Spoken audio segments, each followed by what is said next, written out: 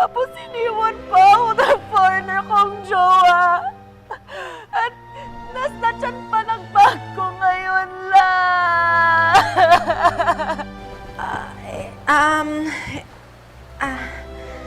Sa totoo lang, Dear Uge, hindi ko alam ang isasagot ko bilang hindi ko naman siya malapit na kaibigan. Kaya labas ilong ang mga sumunod kong sinabi. Kawawa ka naman, friend. Just let me know how I can help, ha? Really? Actually, kailangan ko sana ng matitirhan muna. Friend, gusto ko sana i-offer yung bahay namin eh. Kaya lang kasi punong-puno kami ngayon dito. Ang daming tao. Kasi dito yung mga kamag-anak ko, dito sila magbabakasyon. Both sides of the family, both sides. Punong-puno. Ay, sandali lang may tao sa pinto eh. Tawagan na lang kita ulit, okay? Bye-bye.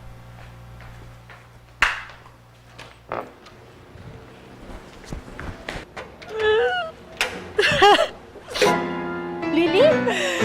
Beshi! Anong ginagawa mo dito? Kanina ka pa ba nasa labas ng bahay ko?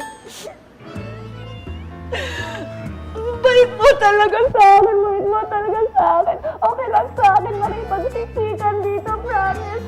You're a lifesaver talaga. You're a lifesaver talaga.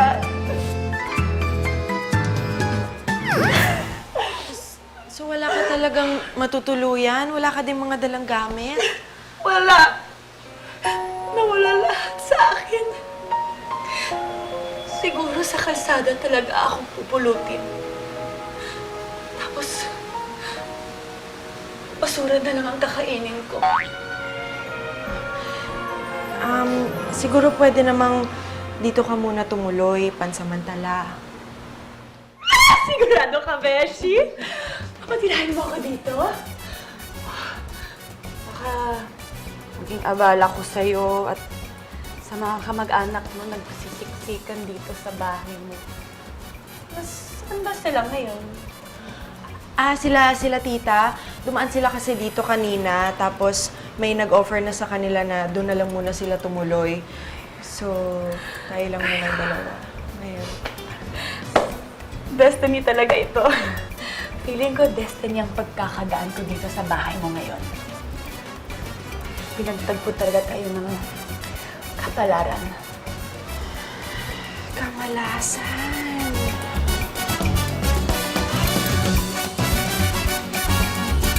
So, ayan, alam mo na yung mga kwarto dito sa bahay. Got it. Alam mo, Beshi, tipid mo pala, no? Grabe, halos hindi mo ginagamit yung aircon tsaka yung bathtub mo. Oo, kailangan ko kasi talaga magtipid. Kasi kahit na nasa Singapore na si ate, tas ako naman na-promote sa trabaho, grabe pa rin talaga yung mga expenses eh. Kaya nga nahiya ako sa'yo eh.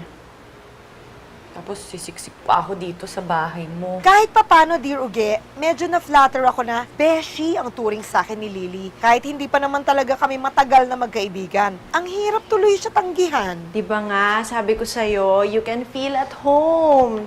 Kaya yung bathtub and yung aircon, pwede mong gamitin. Talaga? Oo, basta pag mainit na mainit na talaga, ha? Asin ngayon? Ha? Grabe, parang ang init talaga dito sa bahay mo, no? Paano? Nasaan yung ano yan, remote control? Ay, ayan, ano yan, on. Grabe! Ang init talaga! Sarap ng hangin ng malamig! Naku, friend, baka sabihin ng iba dyan na inaabuso ko ang kabaitan mo. Pinahiram mo na nga ako ng mga damit, tapos ititreat mo pa ako, di ba? Ha? Sino may sabing ititreat kita? Magbabayad lang ako ng bills. Pero anyway, sige, okay lang din naman. Sige, pwede na. Ay, pengi din. Ang bango nito, ah.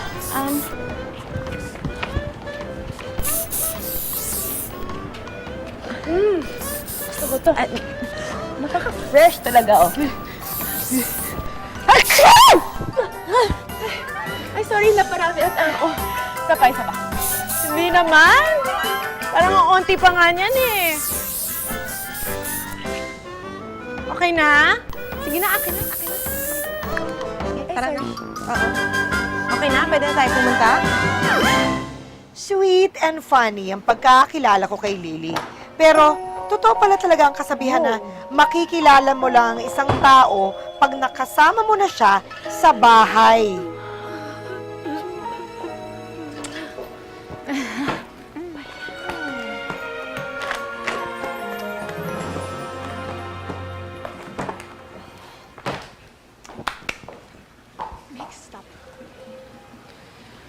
Ba't mo pinatay? Natutulog ka eh. Sayang sa kuryente. Ano? Di naman ako tulog, no? Nanonood ako. Alam mo, favorite ko tong movie na to. Pang 12 panood ko na nga eh. Si Mameshi, mahal na mahal nilang isa't isa. Mahal. Ang mahal-mahal ng kuryente.